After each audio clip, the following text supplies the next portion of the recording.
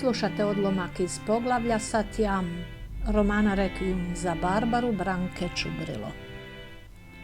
O Barbara, gle još uvijek kiši ponad Bresta, kao što je kišilo i prije. No to sada više isto nije. Sada li je strašna i korotna kiša. To čak više ni oluja nije od čelika, gvožđa ili krvi, već naprosto oblak, što se kao uginula štenad strvi, otječući vodom ponad Bresta da nestane negdje daleko, daleko, veoma daleko od Bresta, gdje nestaje sve. Satyam otvorio je vrata, kao da otvara novo poglavlje knjige.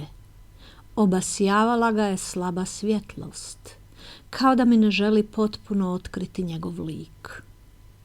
Lice mu je izgledalo žučkasto zbog slabe svjetlosti. Oči su mu bile velike, možda najizraženije oči koje sam dosad vidjela. Izgledao mi je silno visok, to je pojačalo moju nesigurnost. Stiskala sam papire u rukama, njegov glas prekinuo je tišinu. Izvolite, koga trebate? Šutjela sam. Koga trebate? Upravo sam došao s puta, još nisam ni sjeo, umoran sam. Promucala sam. Jeste vi Davor? Jesam. Šta trebate ovako rano? Tko ste vi, mlada damo? Zovem se Lora. Mogu li ući? Pa zar ovako rano, Lora? No dobro, uđite. Propustio me u stan. Unutra se osjećao miris ustajala zraka. Kao da je pročitao moje misli, reče: sad ću otvoriti sve prozore, ovdje se dugo nije prozračivalo. Otvorio je prozore, ponudio mi stolicu. Sjela sam udišući svjež zrak, a on reče: jeste li za kavu, Lora? Može, hvala, rekla sam. Iako nisam voljela kavu, radije sam pila čaj. Dok je kuhao kavu, pogledavao je prema meni, krišom me prosmatrao. Sigurno nije mogao dokučiti što hoću od njega. Onda reče: već dugo nisam ništa napravio za ovo tržište. Ne razumijem vas. Bavite li se glazbom? Ne. Svirala sam violinu, ali to je bilo davno. Stavio je 2 šalice na stol, jednu ispred mene govoreći: izvolite, Lora, drugu ispred sebe i sjeo.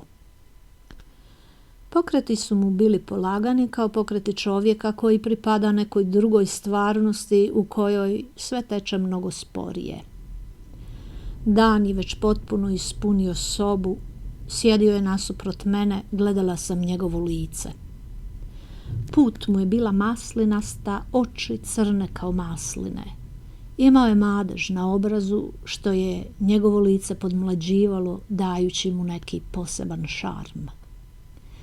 Nisam mu mogla odrediti godine, nisam se mogla sjetiti da li je bio stariji od Barbare, no izgledao je mladoliko.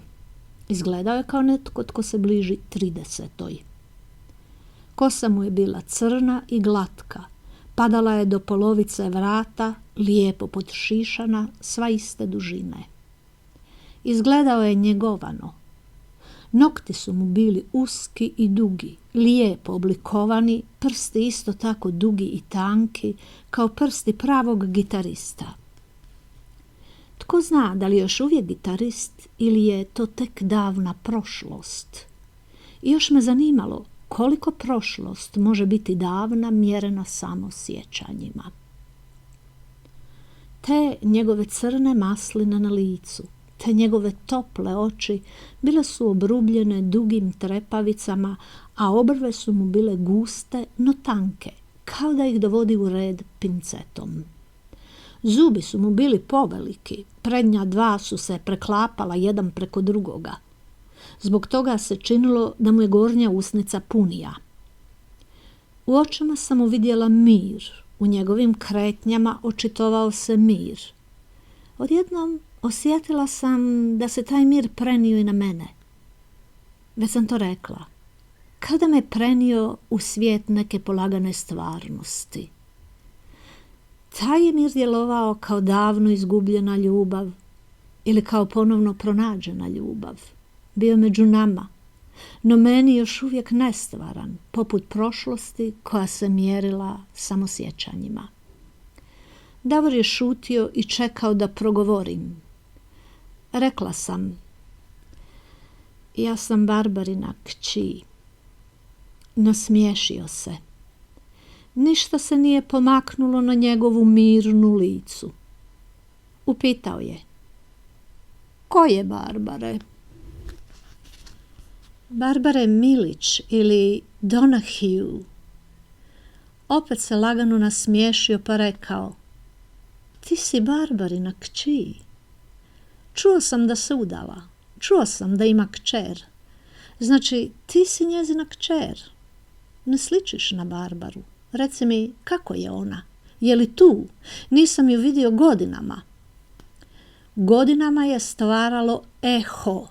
Godinama,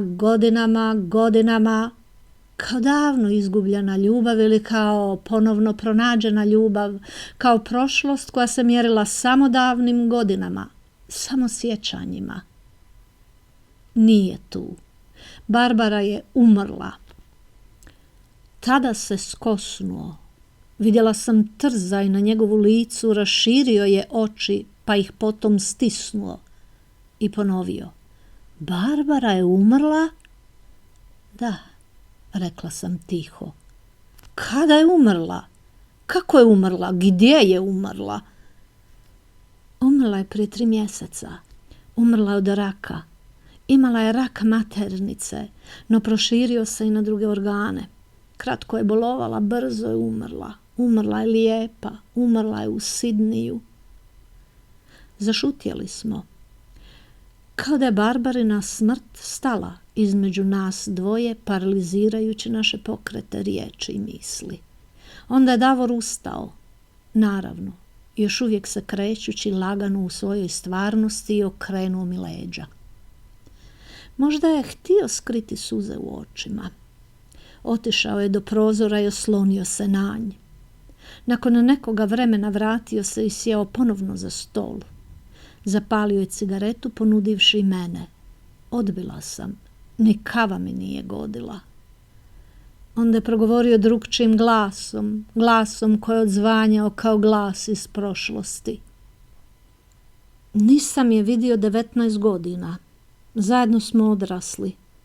19 jebenih godina nisam ništa čuo o Barbari. Načuo sam. I sada mi kažeš da je umrla. Nisam bio ovdje već 5 godina. Prije toga sam navratio na 1 dan. Sada sam došao radi prodaje stana, dolaziš ti i kažeš da je Barbara umrla. Kako si me našla? Kako si znala da sam tu? Nisam znala. Stajala sam na prozoru i vidjela automobil na kojem je pisalo D. Pomislila sam, ovo je Davor, i došla sam provjeriti. Davor se nasmijao i rekao, živim u Njemačkoj. Onda je ponovno nakon kraće šutnje upitao, što ti znaš o meni? Kažeš, pomislila si, ovo je Davor. Što ti znaš o Davoru, Lora? Stavila sam skripte na stol. Na njima je pisalo pisma Tedu. Rekla sam mu, Ted je moj otac. Ovo su pisma upućena Tedu. Mislim da su upućena svima. Barbara ih je ostavila meni. Možda i tebi, Davore. Slušali ste odlomak iz poglavlja Satyam romana Rekvijum za Barbaru, koji je za vas pripremila i čitala Branka Čubrilo. Roman Rekvijum za Barbaru možete potražiti na online knjižarama diljem Hrvatske i u Srbiji na web sajtu izdavačke kuće Alma. Link možete naći u opisu. Ovaj video možete slobodno podijeliti, možete pritisnuti like, a možete se i pretpisati za naš kanal. Hvala na slušanju.